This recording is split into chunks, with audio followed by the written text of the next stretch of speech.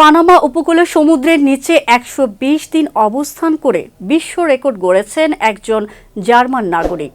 বার্তা সংস্থা এএফপির এক প্রতিবেদনে এই তথ্য জানানো হয়েছে। প্রতিবেদনে বলা হয়েছে, জার্মান নাগরিক মহাকাশ ইঞ্জিনিয়ার রডিগার কোচ শুক্রবার তার সমুদ্রের নিচের ৩০ মিটারের বাসা থেকে বের হয়ে এসেছেন। এ সময় সেখানে গিনেস ওয়ার্ল্ড রেকর্ডের বিচারক সুজানা রেয়েস উপস্থিত ছিলেন। সুজানা এটা নিশ্চিত করেছেন যে রডিগার কোচ আমেরিকান জোসেফ দিতুরির রেকর্ড ভেঙে ফেলেছেন। জোসেফ দিতুরি এর আগে ফ্লোরিডার লেকে পানির নিচে একটি লজে ১০০ দিন পার করেছিলেন। সমুদ্রের নিচে ৩৬ ফুট গভীরে অবস্থিত ক্যাপসুল থেকে বের হয়ে কোচ এএফপিকে বলেন, এটা ছিল একটা দুঃসাহসিক কাজ যা শেষ হয়েছে।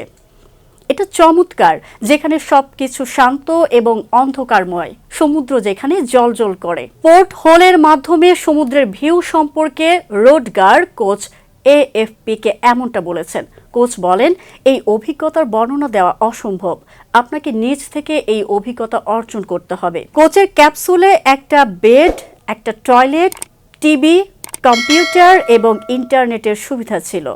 এমনকি ছিল একটা শরীরচর্চা সাইকেলও।